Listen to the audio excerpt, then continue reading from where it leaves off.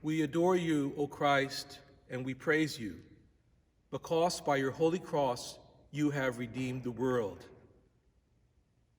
On February 26th, all of our catechumens went to the cathedral in St. Augustine to sign the Book of the Elect.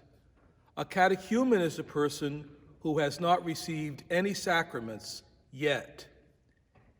In church language, when I say, I decide, that means that's something I do.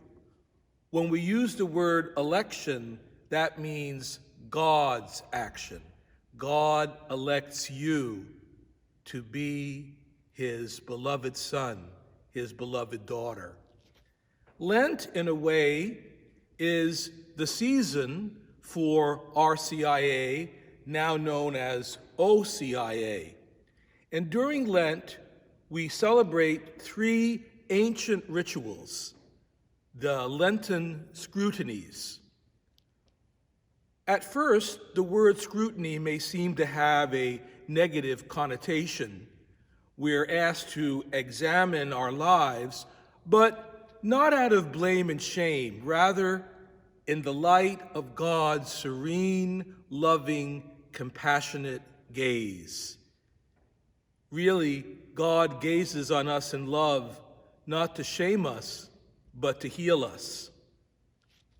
The scrutinies are always accompanied by the Year A readings. The third Sunday of Lent is the story of the Samaritan woman who moved from unbelief and disdain to becoming an apostle of love.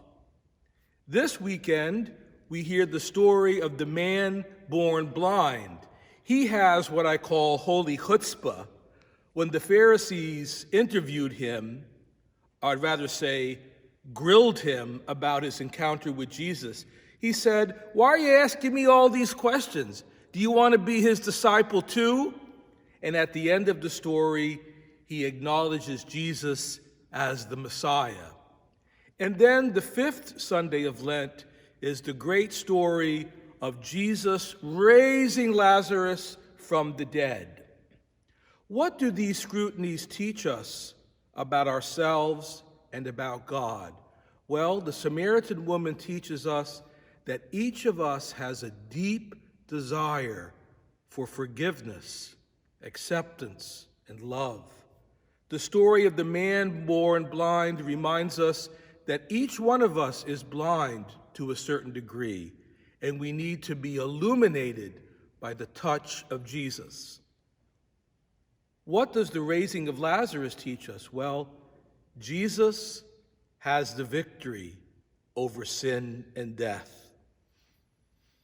My friends, as the rest of Lent unfolds, I invite you to think about your deepest desires. I ask you to ponder your blindness. And I ask you to think about death, not as an end, but as a door to eternal life. God bless you, and see you in church.